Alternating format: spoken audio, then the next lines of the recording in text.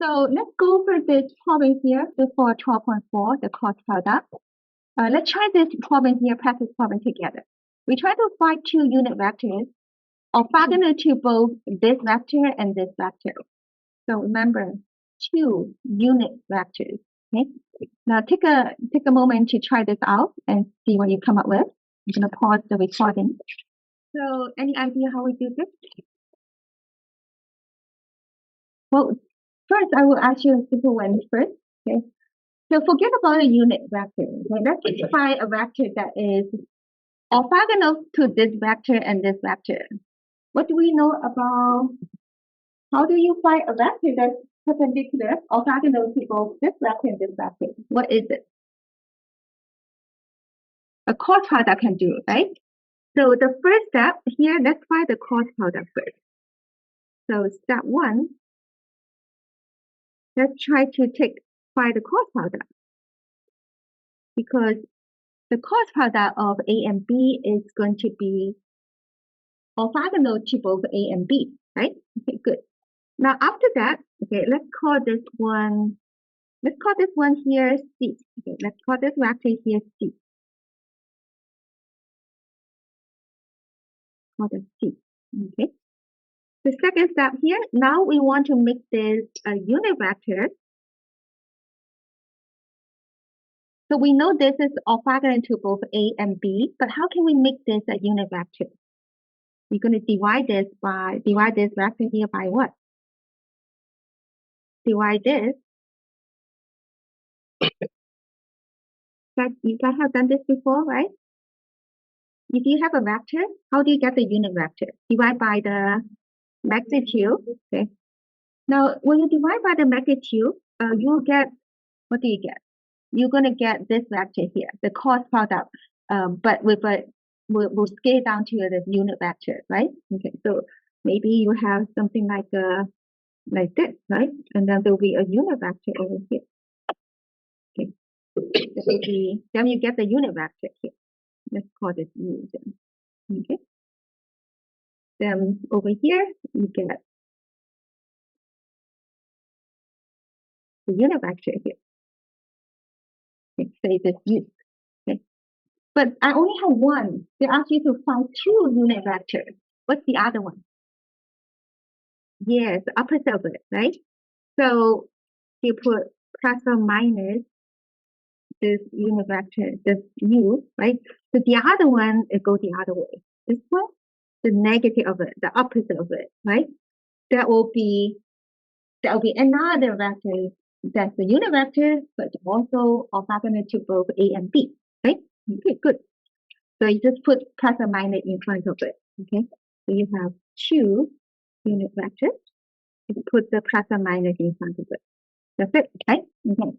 So you know the idea, okay? So it's important to know the idea. Next one, number 3. Could you find the area of this parallelogram with this 4 vertices? Okay, let's think about what the idea. Let me pause a moment and let you think about it. So let's go over this together. So to find the area of a parallelogram with this 4 vertices, okay, now remember, the area of a parallelogram relates to what? What does it relate to? The magnitude of the cross product of what? Of the two sides. Okay. So if you can find, what do we need? Can we find the vector? Can we find this vector AC? And we can also find the vector AB. Once you get the two vectors, then you are able to find the area of this parallelogram by doing what? By finding the magnitude of the cross product, right? Okay. So we first find AB, this vector AB. How do you find this vector AB? To find the vector AB, we just subtract the component, right? Using the component of B, subtract the component of A, and what do you get here? So you have -1 subtracting -3, right? And then the next one will be what? 5 subtracting 0. So you should get 2 comma 5. That's AD, right? What about AD? Can you guys find AD? Similarly, you use D subtracting A, so you will get what? Everyone? A, comma what? -1. Yeah, you got it. Now we got the two vector, right? The area of that is the magnitude of the cross product, so we need to find the cross product, right? So let's try to find AB cross with AD. Okay, the easy way is to do this symbolic determinant, right? What's the first row? I, J, K, right? Okay. And what should I put for the second row? 2, 5. But then what about the last component? What would that be? That will be 0. Yes, that will be 0. Okay, the K component is 0. Okay, and then similar for the other one, 8, 1, 0. Okay. Because this is actually on the XY plane, so the K component, it should be 0. Okay. Now, this one here, sometimes it could turn out to be negative. That's this result. Cross product. Actually, this one here, the result here is actually a vector. Okay, that's a vector.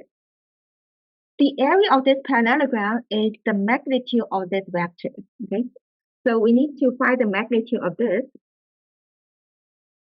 The area for that is the magnitude. Okay, so that is the magnitude of this. So after that, you just need to find the magnitude, right? Once you get this vector, then you just find the magnitude of this. Okay, so you put over here. So put whatever you have over here, this one over here, and you just find the magnitude. This is the mean magnitude. Okay. And the result here should be always positive. Okay. The magnitude here is always positive. Okay. Should be positive. That's the area of the parallelogram. Okay, you guys got it? Okay. Question for this one. Remember the homework? There's some kind of problem there, like a proof. Okay. In this one here,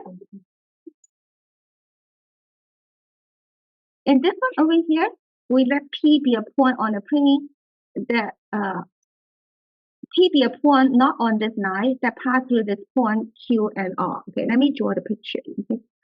So we have this this line over here. We have this line over here. This is L passing this point Q and this point R. Okay. And P is not on it. So P is going to be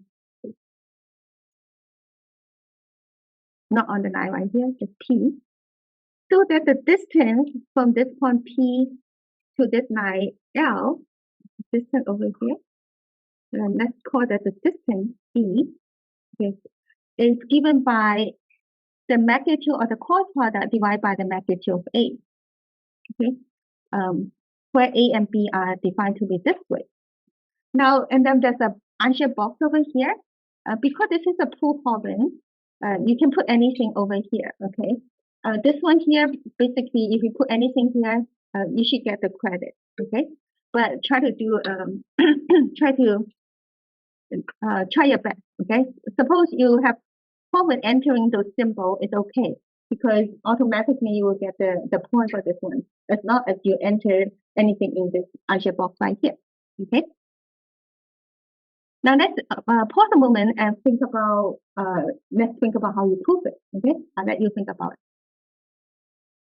So let's work on this together. Okay. So our goal here is to try to prove this D. You see this D here? The distance from this point to this line here is equal to the magnitude of the cross product A and B divided by the magnitude of A. Okay. So to do this, let's look at this diagram here. So take that A to be QR, this vector, B to be QP, this vector here. Okay. Let's prove this. Okay. So the distance from here to here, how is this D here related to B and this angle theta? D is equal to what? D is equal to the magnitude of B, right? Magnitude of B. In this right triangle, D is facing theta. So D, how is the D here related to the magnitude of B? Magnitude B times what? Sine or cosine? Sine. Sine. It's facing it, right? It's facing this angle theta, so it's sine of theta. So that would be times sine of theta, right? You got that, right? So that's the D over here, okay? Now let's look at the other. So this is the side, so this is D. D is equal to this, right? Okay, now let's pull from the other side. So the other side, what do we have? We have the magnitude of A cos B divided by the magnitude of A. Okay, let's see what we have. Okay, what do we know about A cos B? By definition, A cos B is equal to, but that is what? Magnitude of A, okay, I should put the magnitude of A times what? Magnitude of B, and then times what? Times the, which trig function of the angle between them? Sine of theta, right? Sine of theta. Okay. So this is the magnitude of A cos B. Okay. Now we're going to divide this by the magnitude of A. Then which one divide out? These two divide out. Do we get the same result? Yeah, so we got that the same result as this, right? So the left side and right side are equal. So we just prove it. Okay. All right. This is kind of interesting too. So the magnitude of A cos B divided by the magnitude of A is the distance. But then actually let's focus on this triangle. Okay. Something interesting. So this one here is B. This one here is A. Then this B over here turn out to the distance here turn out to be the magnitude of A cos B divided by magnitude of A. But then if you look at the shadow, if you're looking at this, if you're looking at this part over here, it's actually related to the dot product. Okay, the magnitude of A dot B divided by the magnitude of A. That's this. This one here is magnitude A cos B. This is magnitude of A dot B, and both of them divided by magnitude of A. Okay. All right. So I finished the 12.4 cross product, and you can learn a lot today. Okay. Good job.